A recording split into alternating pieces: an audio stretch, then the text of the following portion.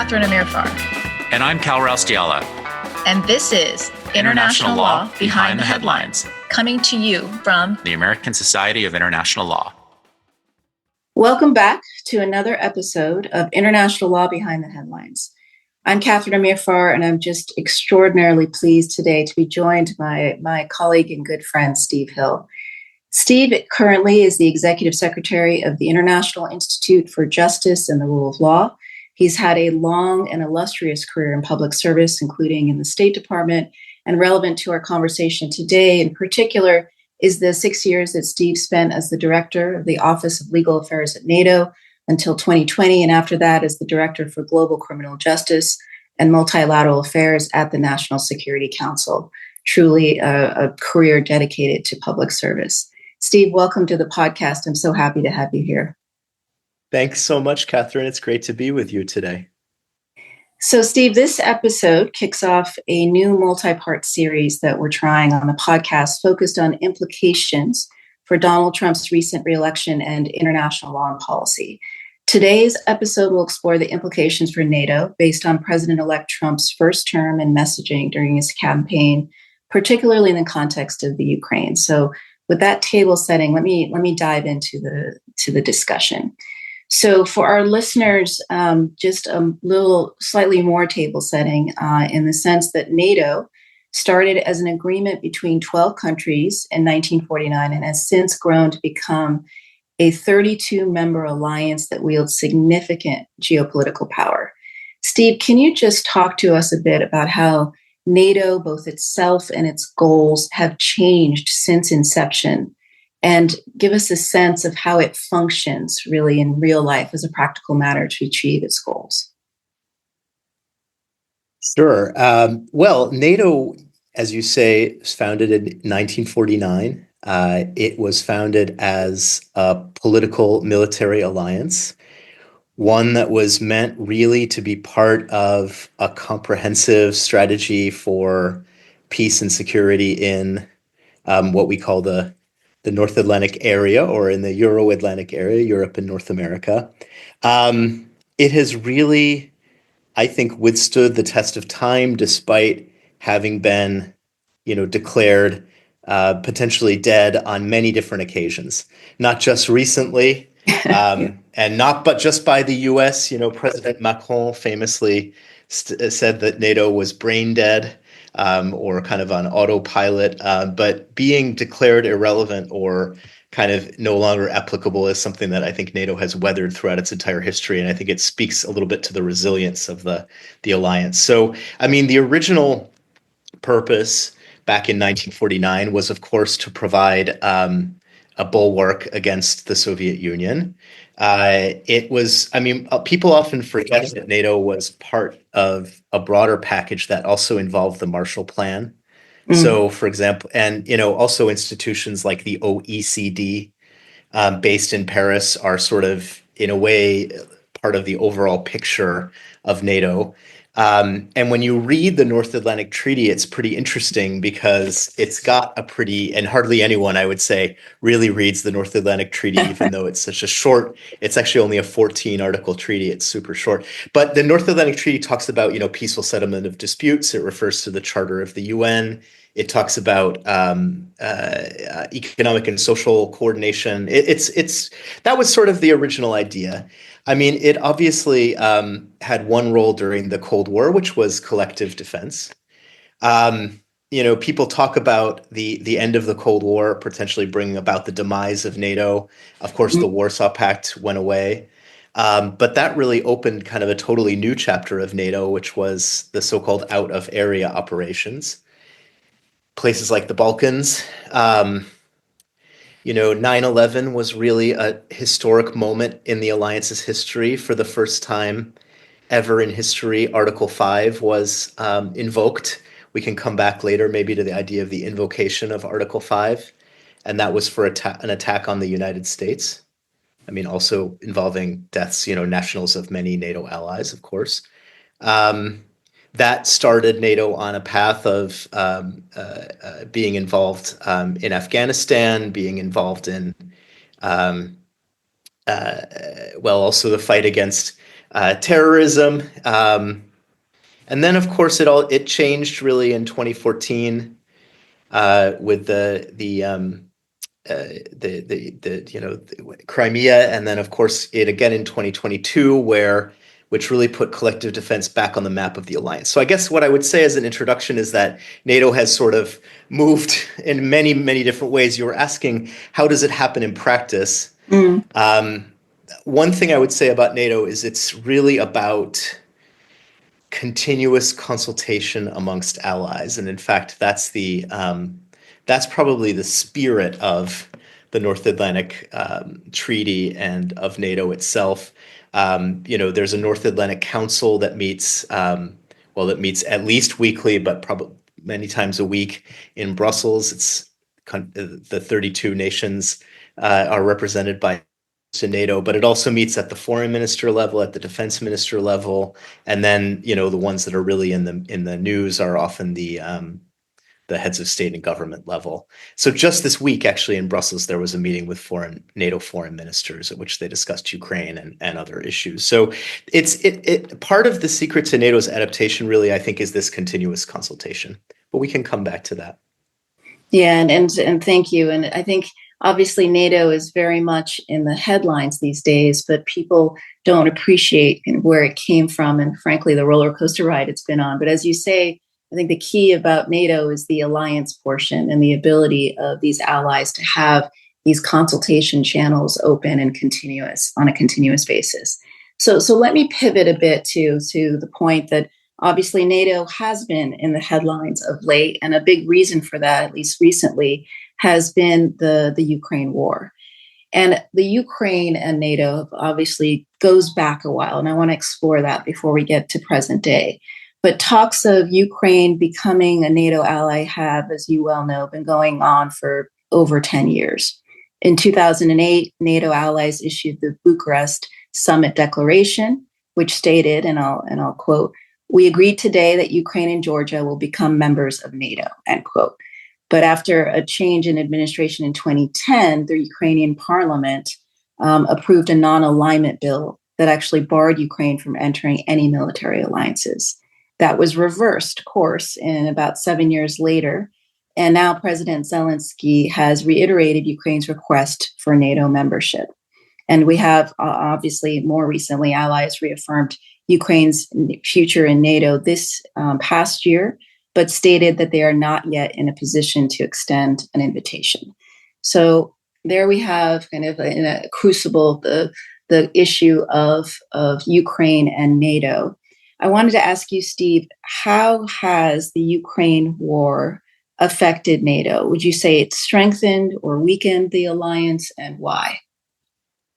Well, I think it gave, and starting, with Crimea 2014, it really gave the alliance a real sense of purpose and really reinvigorated the alliance in a major way. And so I think that even though, we sometimes focus on divisions and that kind of stuff, I mean, in big picture, Ukraine has really brought NATO together. And I saw that because I actually started as the legal advisor to NATO's Secretary General the day of the Crimea invasion. And so I kind of had like a sort of, a good data set based on that.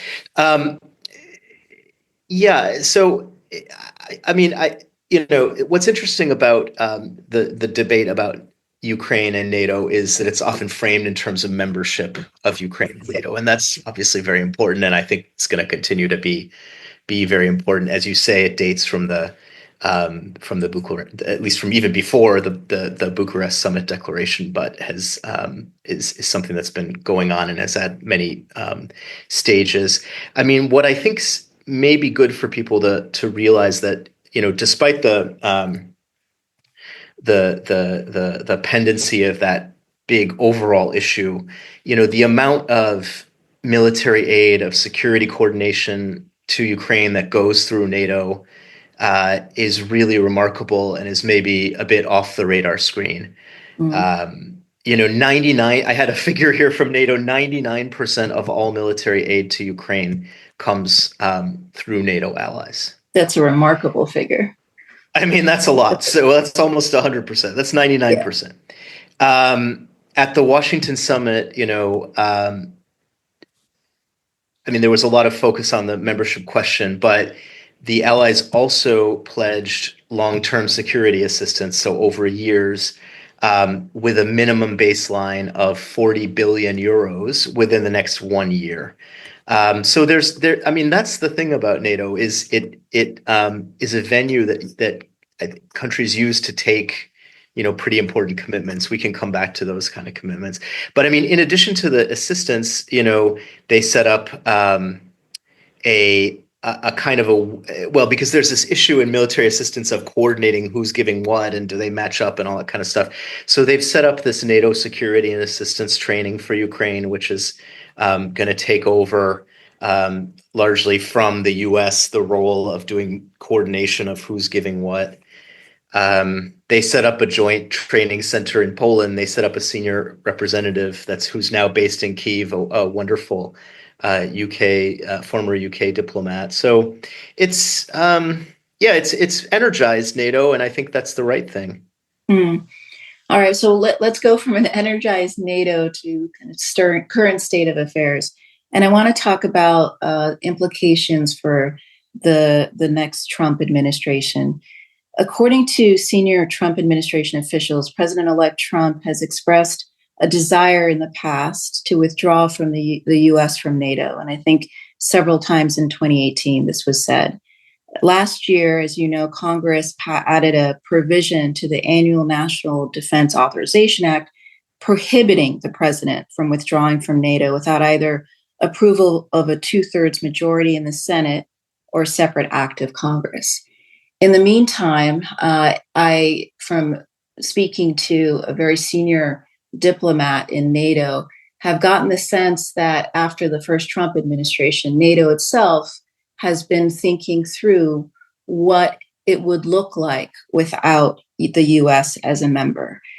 So there is obviously some discussion, and this would surprise no one, perhaps some contingency planning for that eventuality. So what I wanted to ask you is to explore really this question with us. What would NATO look like without the U.S. as a member? And how would a U.S. exit of NATO impact Russia's war in Ukraine? Yeah, I mean, maybe to just zoom out before we get to the exact question here. I mean, NATO has been through a lot in terms of governmental changes, in terms of even, I mean, I'm not talking about with regard to the US, but with many of the allies have gone through lots of different things over the past 75 years, and the alliance has been pretty resilient. So it's surprised that they're doing planning. That's one of the things that, anyway, military authorities tend to plan for a lot of different situations. I think that NATO, without the U.S., would be, of course, severely diminished. It would be would lose, an extremely important ally that's been key and has been the fundamental member of the alliance since 1949. It would, presumably deprive the alliance of U.S.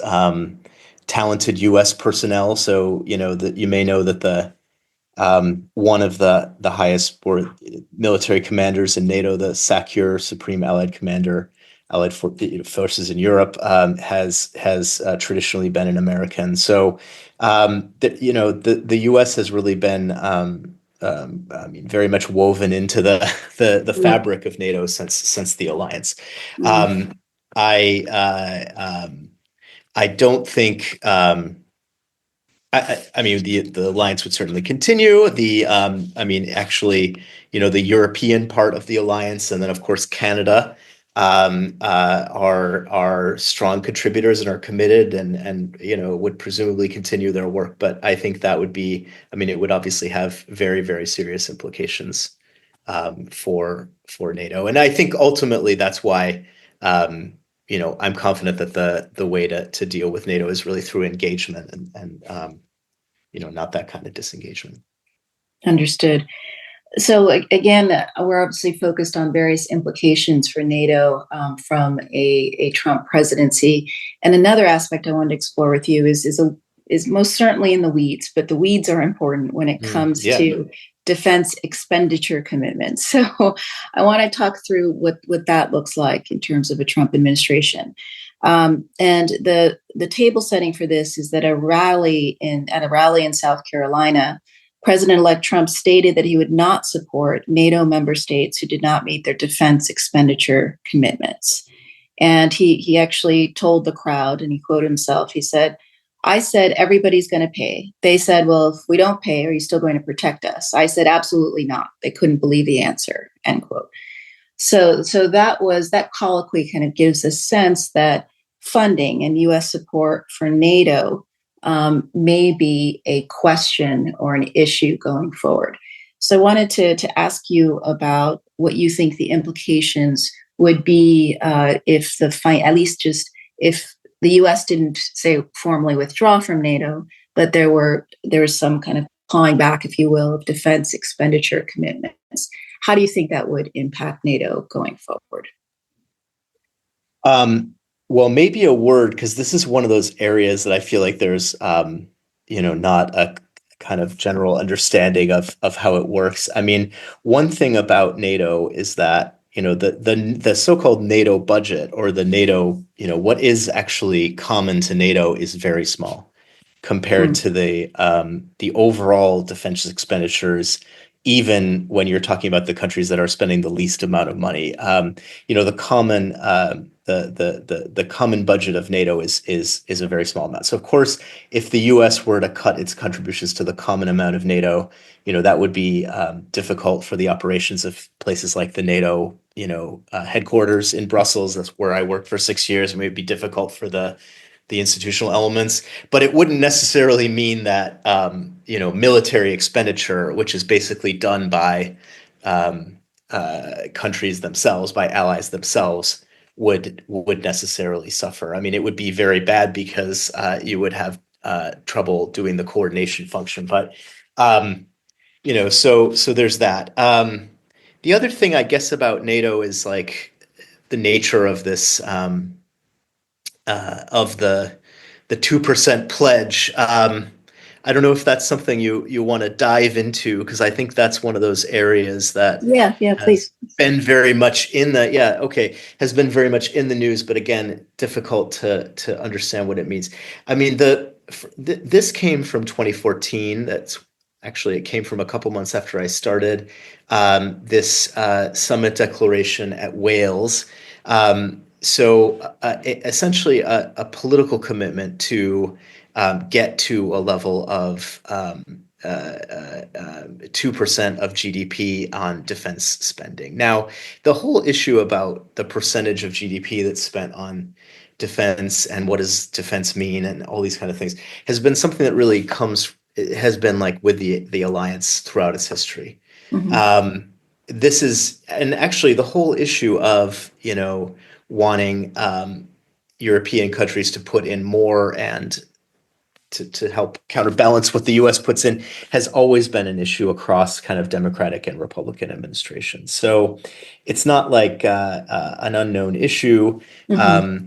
Actually, NATO has been gathering data on defense expenditures since at least the 1960s. And you can actually go on the NATO website and look at this data from at least 1963. So it's not giving money to NATO. People aren't saying I'm gonna give 2% of my GDP, which would be a tremendous, huge. It would be a massive contribution to like the NATO Secretariat. It really is spending money, committing money to defense spending, mm-hmm. And that's kind of to help make sure the alliance is ready. It has readiness, right? That's part of collective security.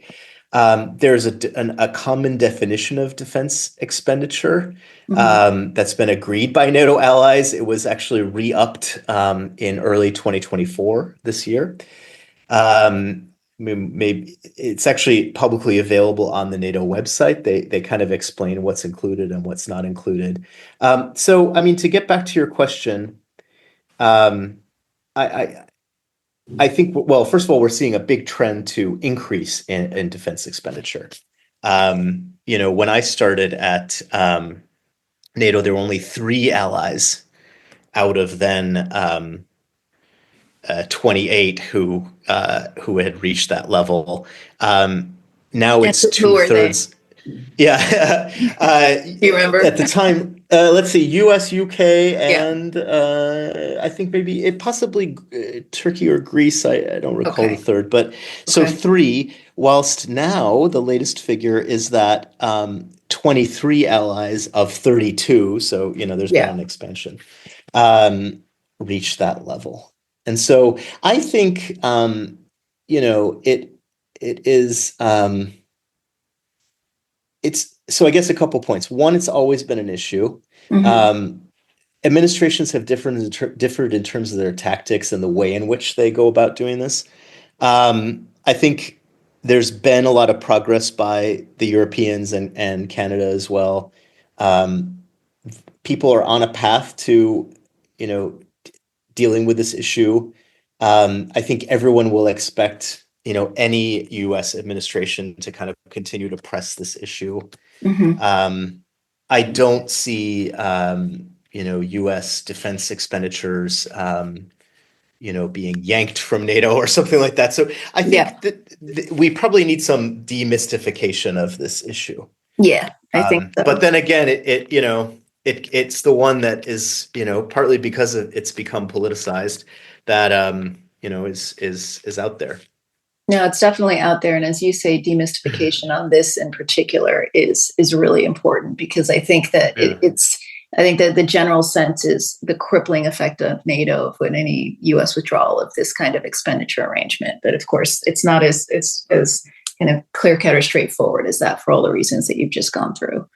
But that's really helpful. So one final question, Steve, for you, and a patently unfair one at that, which is I want you to peer into your crystal ball and tell me what you see as the future for NATO, taking into account, of course, the second Trump administration.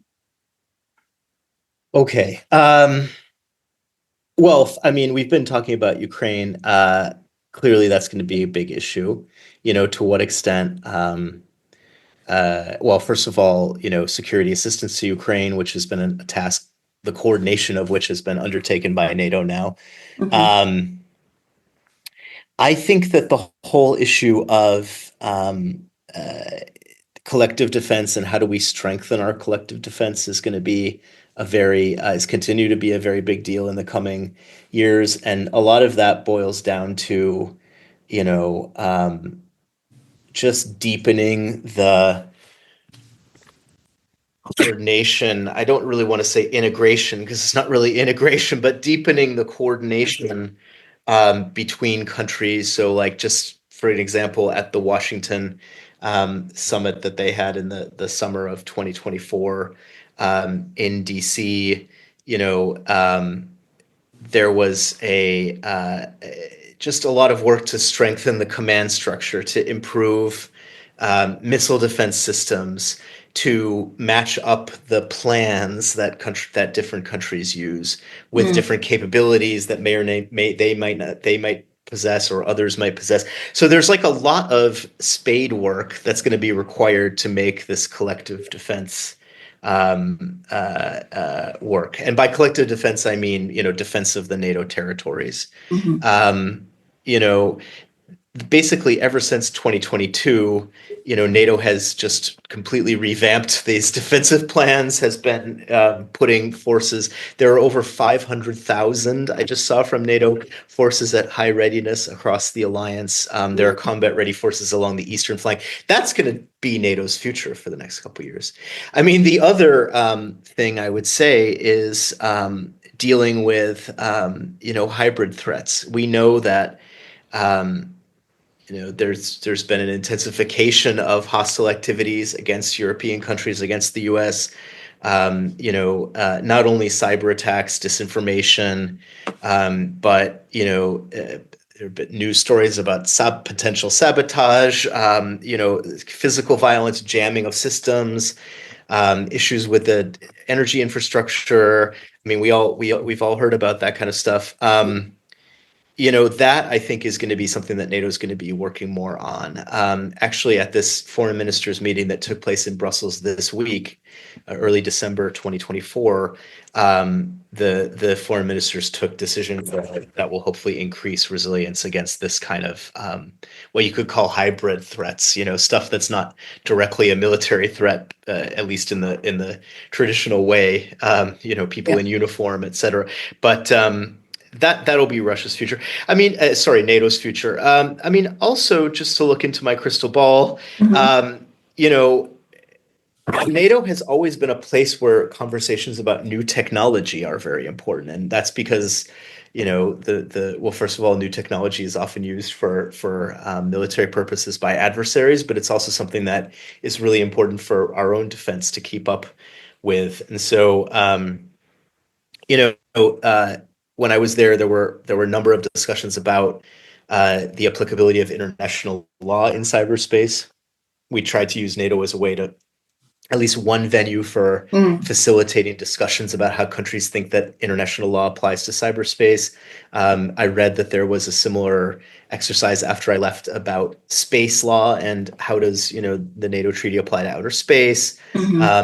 So I could see NATO continuing to be a place where countries try to think through the implications of new technologies, AI, obviously. I was about to say the idea of lethal automated weapon systems and the exactly. of AI. Exactly. And what I think is really interesting, and I used to make this argument to people, is that I said before that NATO is one venue. It's obviously not the only venue. The UN has these discussions. There are lots of other places. But what's an interesting thing about NATO, and one reason I would suggest that,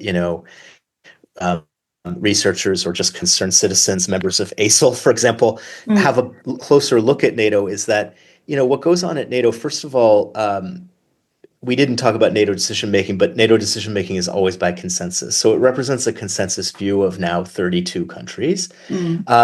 It also really reflects, what is state practice, especially in the security and military area, to an extent that, you probably can't say about sort of documents maybe adopted in other places. So that's what I would say. I always encourage people, researchers, to study NATO. I think, if I look in the crystal ball, I would say that NATO will still be on the agenda, in our country, but also around the world. I mean, they say that 1 billion people, over 1 billion people's security is assured by NATO. So, I mean, it's right that it's in the public eye. Yeah. Right. And it's right that, exactly. So that's what I think will be the future of NATO in the coming years. There's a new Secretary General, former Netherlands Prime Minister Mark Rutte, who's, is out there and is strong. So that'll be interesting to see how that works. And And it's interesting you say that. And for our kind of public international law mavens out there, the idea of thinking about NATO and the 32 members as indicative of custom is going to be very interesting in terms of those interested in how international law gets made or reflected. And as you say, it's certainly worthy of study.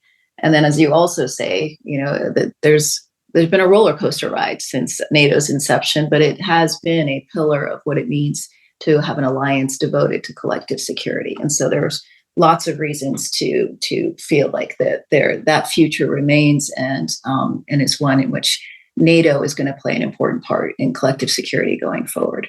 So thank you so much, Steve. It's been really, really interesting kind of going back and forth on NATO with you. Again, a point very much in the headlines, and I think you've just really elucidated a lot of underlying issues for our listeners. So thank you again for being with me today. Thank you so much, Catherine. And I really do appreciate everyone's interest in NATO. There's a lot to dig into below the surface and very little kind of writing and comparatively, I would say, and it definitely bears more attention. So thanks a lot.